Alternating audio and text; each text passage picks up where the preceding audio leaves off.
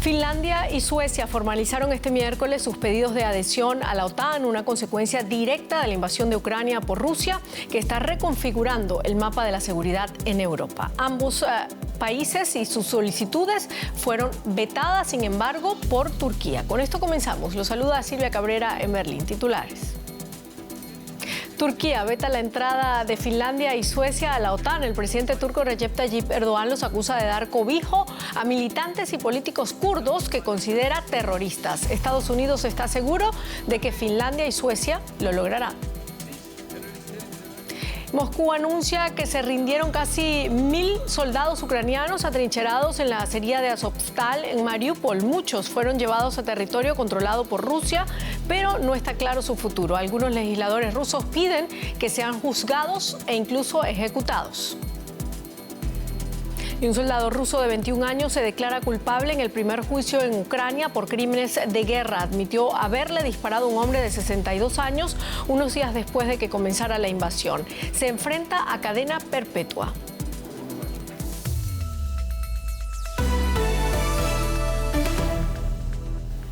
Comenzamos. La intención de Suecia y Finlandia de formar parte de la OTAN enfrenta las resistencias de un miembro clave de la alianza, Turquía. Ankara cumplió su amenaza y bloqueó el inicio del proceso de admisión de estos países en el Consejo de la organización. Esto a pesar de que los otros 29 aliados apoyan la entrada de los dos países nórdicos. El presidente turco Recep Tayyip Erdogan califica a ambos candidatos como incubadoras de terroristas por su apoyo a organizaciones como el Partido de los Trabajadores del Kurdistán, el PKK. Muchos observadores coinciden en que la verdadera razón de Turquía es esta: los cazas estadounidenses. Turquía fue apartada en 2019 del proyecto del avión de combate F-35. Su exclusión formaba parte de las sanciones impuestas por Washington a Turquía por la compra de un sistema antiaéreo ruso. Ahora Ankara espera, al menos, adquirir cazas F-16, una operación muy polémica políticamente en Estados Unidos.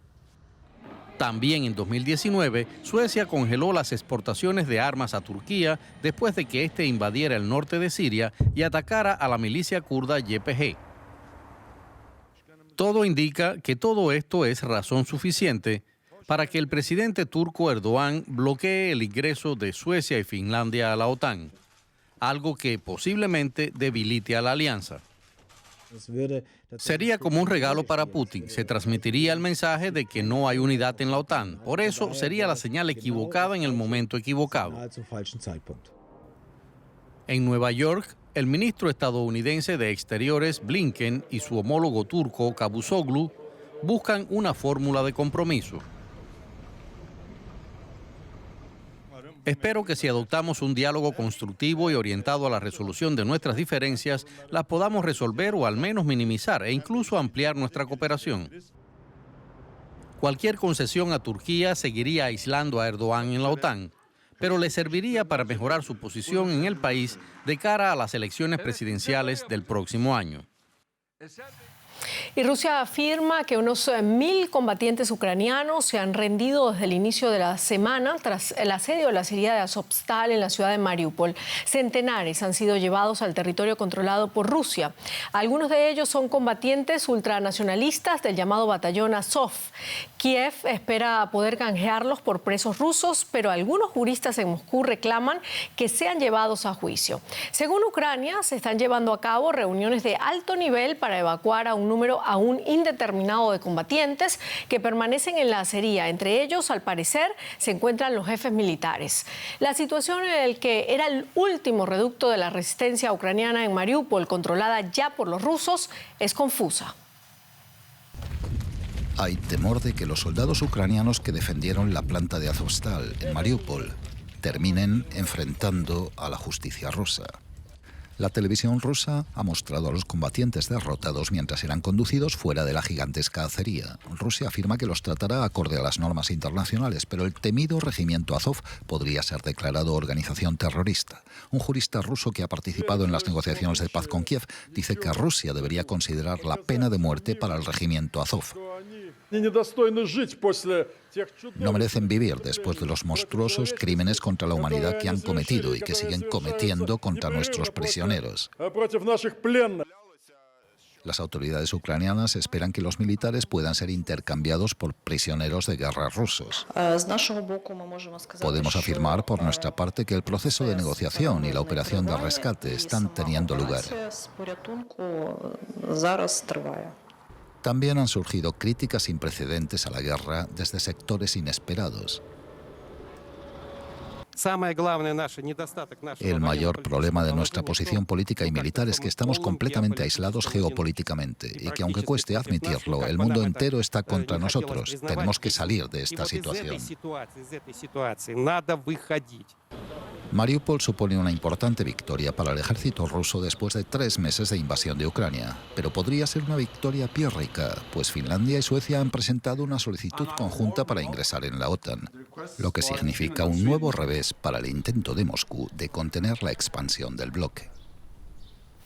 Bueno, y mientras tanto, un soldado ruso se ha declarado culpable en el primer juicio por crímenes de guerra en Ucrania desde que comenzó la invasión. El soldado de 21 años y antiguo miembro de una unidad de tanques se enfrenta a cadena perpetua según la legislación ucraniana. Está acusado de dispararle a un civil ucraniano desarmado de 62 años. El Kremlin dice que no sabía nada de este caso. Sentado en una cabina de cristal, dentro de un tribunal abarrotado de Kiev. Así espera un soldado su sentencia. Ha sido acusado de crimen de guerra.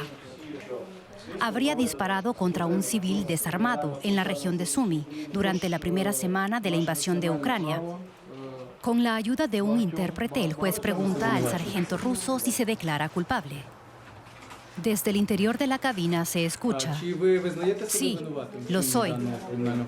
Si el tribunal le condena, el joven de 21 años podría pasar el resto de su vida en la cárcel.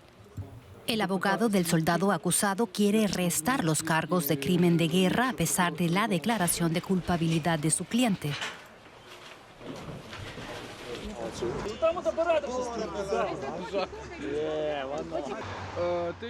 El hecho de que se haya declarado culpable no significa necesariamente que se haya declarado culpable de los cargos exactos detallados por los fiscales.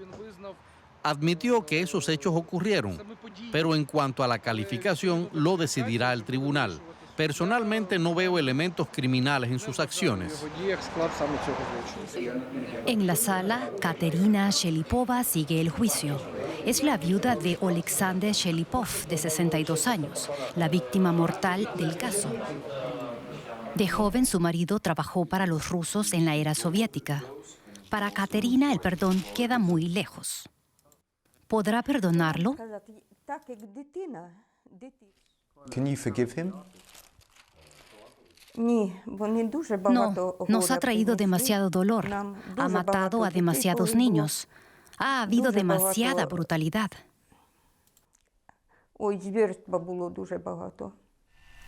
Ucrania acusa al ejército ruso de cometer crímenes de guerra, algo que Moscú niega. Pero la fiscal general de Ucrania, Irina Benediktova, a la que se ve aquí con periodistas, está preparando acusaciones contra al menos 41 soldados rusos. En el tribunal de Kiev, la larga lucha por la justicia no ha hecho más que empezar. Y nuestra corresponsal en Kiev, Fanny Fashar, nos cuenta la última hora sobre este juicio. Es muy importante para la gente aquí en Ucrania. Después de todo lo que sucedió en Bucha, por ejemplo, con cientos de cadáveres, atrocidades, cuerpos de gente ejecutada. Por eso la gente ve este juicio que acaba de comenzar y cuyos preliminares tuvieron lugar la semana pasada como algo muy importante. Esperan que no se quede solo en desenterrar los cadáveres, sino en desenterrar la verdad de lo sucedido. Al comienzo de la audiencia se han presentado los cargos contra este joven de 21 años que supuestamente disparó y mató a un civil. Al parecer, en una maniobra para tratar de eludirlo. Había presencia rusa en la región donde se produjo el ataque que se trata en este juicio, pero hay muchos más casos. De hecho, Ucrania dice haber registrado más de 10.000 casos. Piensen en cuántas personas, dinero y tiempo harán harán falta para asegurarse de que todos los que presuntamente han participado en estas atrocidades y cometido crímenes de guerra sean procesados. Bueno, y seguimos hablando de la guerra, pero en la economía con Rosa Casals. ¿Qué tal, Silvia? La guerra que lleva a una inflación desbocada. Los precios de la gasolina en Estados Unidos siguen batiendo récords desde la invasión rusa de Ucrania. El promedio nacional alcanzó $4,48 el galón y los expertos calculan que el precio podría escalar hasta los $5. Este incremento amenaza con agravar los problemas de inflación que enfrentan los hogares estadounidenses. Economistas de JP Morgan afirman que la demanda en las gasolineras no suele disminuir con el aumento de los precios, pero que esto significa que las familias se ven obligadas a recortar otros gastos para llegar a fin de mes, y el gasto del consumidor es el motor central de la economía estadounidense. Pues vamos a procesar estas informaciones con nuestra compañera Ana Nieto, que nos acompaña desde la Bolsa de Nueva York. Ana, ahí te vemos. ¿Qué tal? Muchos saludos, Ana. En abril la inflación disminuyó ligeramente. ¿Es posible que pueda seguir a la baja a la vista de precios como los de la gasolina? Es difícil anticipar en estos momentos, pero parece difícil que pueda seguir a la baja con los precios que está teniendo la gasolina en estos momentos, porque la gasolina es un coste que se distribuye a todos los sectores por el impacto que tiene en el transporte. Además, para los consumidores que están conduciendo, el precio de la gasolina ahora mismo supone una carga cada vez más pesada de llevar. Una consultora hoy estaba comentando que los consumidores se están enfrentando a un gasto equivalente de $5.000 por el precio de la gasolina al año. El año pasado este gasto era de menos, era como la mitad de estos $5.000 y solamente en marzo era de 3.800. Es decir, que la inflación está llegando y muy rápidamente al bolsillo de los consumidores. Esto está planteando muchísimos problemas y hace pensar a los analistas que la inflación se va a mantener muy alta durante muchísimo tiempo y además va a bajar con mucha gradualidad. Los problemas que se plantean para el presidente, por ejemplo, empezando por ahí, son políticos. Hay elecciones en noviembre y el presidente tiene una mínima mayoría ahora mismo en el Congreso que podría perder. Y por otro lado, también estamos viendo cómo están haciendo estragos en las bolsas. Hoy ha habido uno de los desplomes más importantes en los últimos 2 años, precisamente porque las empresas están ajustando a unas altas cotas de inflación. Bueno, Ana, vemos las ganancias de las grandes cadenas comerciales y todas parecen indicar que lidian con altos costes y consumidores más cautos. ¿Es algo generalizado? No, no es del todo generalizado todavía. Hay cadenas comerciales que tienen a clientes de hogares de acomodados, de ingresos altos o directamente ricos, o incluso empresas que no están teniendo problemas con consumidores selectivos. Pero aquellas cadenas que están sirviendo a una clientela que tiene unos ingresos medios o directamente bajos, como puedan ser Target o Costco o pueda ser incluso Walmart ayer, están viendo cómo sus valoraciones están cayendo precipitadamente, porque los consumidores están siendo muy selectivos, están comprando lo esencial, pero no lo que no necesitan. Compran comida, pero no compran bicicleta o juguetes. Y eso está pasando bastante factura aquí en la bolsa. Pero además están haciendo temer que los consumidores se tengan que endeudar cada vez más. Ya las últimas cifras de la Reserva Federal están mostrando cómo la deuda de las tarjetas de crédito se está aumentando hasta cifras récords, cosa que no es del todo aconsejable cuando la Reserva Federal está subiendo las tasas de interés. Y como decías al principio, hay mucho temor porque el consumo baje. El consumo es el motor de la economía de Estados Unidos y hay previsiones de recesión. Se teme que estas previsiones se puedan hacer realidad quizá a finales de año. Ana Nieto, muchísimas gracias por este análisis. Y nos fijamos ahora en el éxito que ha tenido Vladimir Putin para estabilizar al rublo ruso, que se desplomó poco después de la invasión de Ucrania y ahora no solo se recupera con fuerza, sino que ya es la divisa de mejor rendimiento en lo que va de año. Un rublo alto le permite a Rusia, lógicamente, pagar menos por las importaciones y también obliga a gastar más a las empresas que han aceptado pagar el petróleo y el gas de Rusia en rublos. A continuación vemos cómo hizo Putin para estabilizar el rublo a pesar del creciente aislamiento de Rusia. La población rusa empieza a sentir las sanciones, sobre todo en las grandes ciudades donde muchos negocios de empresas occidentales han cerrado. La reconocida empresa de comida rápida McDonald's abandona Rusia tras 30 años. Otras compañías como Pepsi-Cola, Starbucks o IKEA han cerrado sus filiales y no tienen por el momento la intención de volver. Y los precios, sobre todo de los alimentos, han subido mucho. Sin embargo, el rublo ha logrado recuperarse de forma sorprendente. Tras el inicio de la guerra, el rublo sufrió una caída dramática y abrupta, cuyo curso logró estabilizarse únicamente mediante la intervención del Banco Central. Actualmente alcanza cifras que no se veían hace un lustro. Al principio, el emisor no pudo detener el colapso de la divisa debido al bloqueo de sus reservas en el extranjero. Para contrarrestar esto, el Estado obligó a las empresas rusas a cambiar los ingresos en divisas extranjeras por rublos, logrando estabilizar la moneda. Además, las exportaciones de gas y petróleo siguen generando millones que fluyen hacia Moscú. Después de conseguir esquivar la pandemia los 2 últimos años, al menos según las cifras oficiales, que razonablemente son puestas en duda, Corea del Norte se está viendo desbordada por la primera oleada de coronavirus que sufre el país, con un sistema sanitario deficiente y la amenaza de que empeore la ya de por sí precaria situación económica del país. Analistas militares surcoreanos aseguran que estas imágenes muestran un lugar de ensayos nucleares de Corea del Norte. Con 3 pruebas con misiles y un gran desfile militar, el régimen hizo una desafiante demostración de fuerza. Unas imágenes que contrastan con estas otras. Kim Jong-un por primera vez con mascarilla, reconociendo que su país también sufre el coronavirus. Al menos 6 personas han muerto. Siguiendo el ejemplo chino, Corea del Norte apuesta por restricciones y confinamiento para controlar la epidemia. Se desconoce el costo económico para el país. Debido al COVID, la escasez de alimentos y la crisis económica podrían agravarse en Corea del Norte. Para evitarlo, el país está tomando medidas como racionar los alimentos. Corea del Norte está aplicando severas cuarentenas para evitar un brote masivo de casos de COVID. La televisión pública de Corea del Norte muestra calles vacías, escenas típicas de un confinamiento. Corea del Sur asegura que vieron campesinos norcoreanos faenando junto a la frontera, una señal de que el campo podría estar exento para prevenir que empeore la situación económica del país.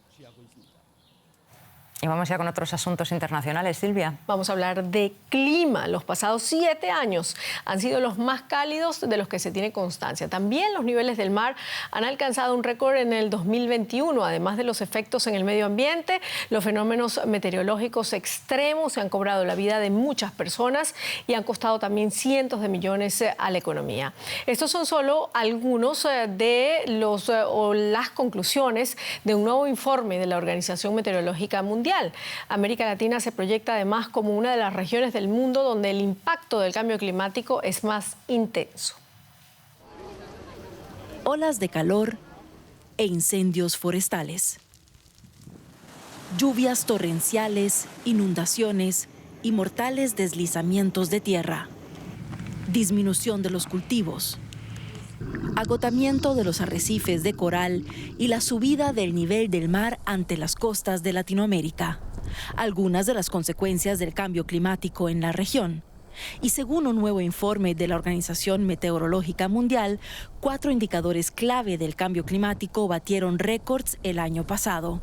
La elevación del nivel del mar, la temperatura y acidificación de los océanos y las concentraciones de gases de efecto invernadero. Aún vemos este crecimiento constante de la concentración de dióxido de carbono que está relacionado con el hecho de que todavía estamos usando demasiados combustibles fósiles y también continúa la deforestación en regiones como Amazonas, África y el sur de Asia. A pesar de que los fenómenos meteorológicos vinculados a la Niña tuvieron un efecto de enfriamiento de las temperaturas mundiales el año pasado, 2021 fue uno de los años más calurosos de la historia. El secretario general de la ONU, Antonio Guterres, ha advertido que la humanidad ha fracasado en afrontar los trastornos climáticos y que el mundo se acerca cada vez más a una catástrofe climática a raíz del sistema energético mundial. El sistema energético global está roto y nos acerca cada vez más a una catástrofe ambiental. Los combustibles fósiles son un callejón sin salida tanto desde el punto de vista ambiental como económico. La guerra en Ucrania y sus efectos inmediatos en los precios de la energía es otra llamada de atención. El único futuro sostenible es el renovable. Debemos descarbonizar y acelerar la transición a las energías renovables antes de que incineremos nuestro único hogar. El tiempo se acaba. Según Guterres, la transformación de las energías renovables puede ser el proyecto de paz del siglo XXI. Pide triplicar la inversión en energías verdes para poner en marcha la transición hacia las renovables antes de que sea demasiado tarde. Su advertencia llega justo antes de que comience el Foro Económico Mundial esta semana en Davos, donde cumplir los objetivos climáticos globales será un tema clave en la agenda. Y vamos a cambiar de temas. El Chagas es una enfermedad parasitaria endémica en 21 países de América Latina. Según la Organización Panamericana de la Salud, alrededor de 70 millones de personas viven en riesgo de contraerla a través de la picadura del insecto transmisor. De los 8 millones de infectados que viven en el mundo, 1,5 millones están en Argentina, Brasil, México, Bolivia y Colombia, que son otros de los países con más afectados. El Chagas puede curarse al 100% si se trata inmediatamente, pero 7 de cada 10 infectados ignora su condición. Para dar prioridad a la prevención y control del Chagas, el gobierno de Argentina ha reglamentado ahora una ley que el Congreso había aprobado hace 15 años. DW acompañó a científicas argentinas a visitar viviendas rurales para revisar la presencia de vinchucas. Integrantes del Laboratorio de Ecoepidemiología de la Universidad de Buenos Aires y del Consejo de Investigaciones Científicas de Argentina censan 1.600 viviendas rurales de Pampa del Indio, en el norte del país. Evalúan si hay vinchucas, el insecto transmisor del Chagas. Esta enfermedad afecta a 1,5 millones de argentinos y puede atacar al corazón y al sistema digestivo. El Chagas es la principal endemia en nuestro país, pero no solamente ocurre en nuestro país, sino que es la principal enfermedad parasitaria en toda Latinoamérica cuando la evaluamos en función de la discapacidad que, digamos, la carga de enfermedad que produce. El técnico Martín Hidalgo busca vinchucas en la casa de los Acevedo. No encuentra nada en la casa, pero sí halla una en los corrales. La bióloga Victoria Cardinal la guarda para analizarla. El agricultor Miguel Acevedo llevaba años sin ver una vinchuca. En 2007, el laboratorio de ecoepidemiología halló las transmisoras del Chagas en 25% de las casas rurales de Pampa del Indio. Las rociaron con insecticida. Para 2016, solo habían menos del 1%. En esta zona se disminuyó mucho. No, es escaso que encuentre una vinchuca. Miguel advierte sobre la discriminación laboral contra los infectados. En una fábrica, cuando es riguroso, el que tiene mal de Chagas no lo toma. La recorrida sigue por la finca que cuidan Darío Díez y Marisela Blanco. Allí también encuentran vinchucas en los corrales, no en la casa. Pero Marisela, de 34 años, tiene Chagas. Lo descubrió cuando se hizo un análisis por su primer embarazo. Me agarró así como que no podía dormir, como que me faltaba aire, parece. Me agarraba media red así del cuerpo, como calambre. Todo eso. Ahí recién yo me empecé a preocupar. Y ahí me mandaron a hacer tratamiento. Sus 2 hijas acaban de testearse y no están infectadas. En este caso no hubo transmisión congénita y también ha funcionado el control de la vinchuca. Precisamente a esto apunta una ley que el Congreso de Argentina votó hace 15 años, pero cuya reglamentación, clave para el presupuesto, entró en vigencia el mes pasado. Falta que se cumpla el diagnóstico para muchas embarazadas, para muchos recién nacidos de madres infectadas. Es decir, mejorar todo ese acceso, que todo eso está contemplado en la ley de Chagas, justamente, y trabajar fuerte en educación, que es otra de las aristas que contempla la ley de Chagas.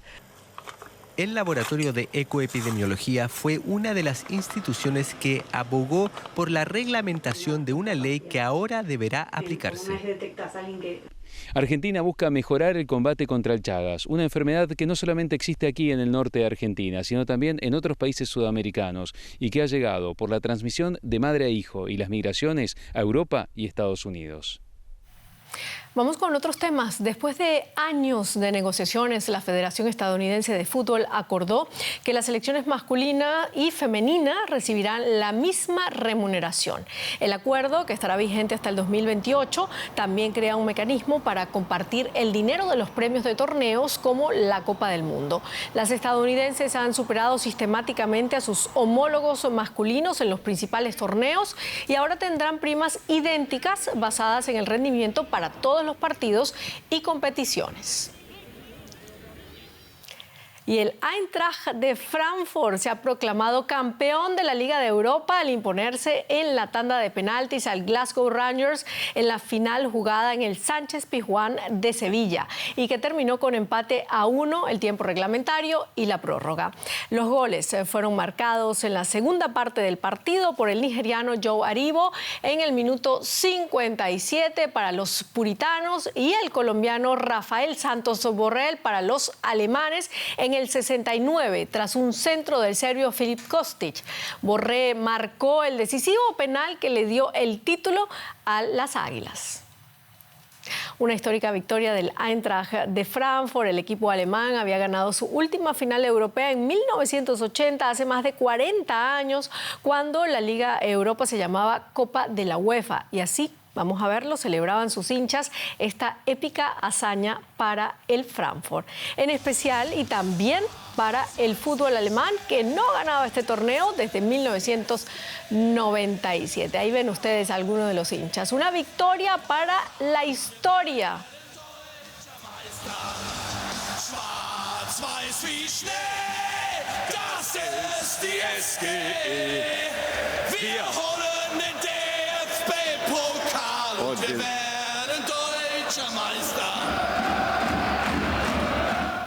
Deutsche Meister, los campeones alemanes. Con esto terminamos. Muchísimas gracias por habernos acompañado. Hasta luego.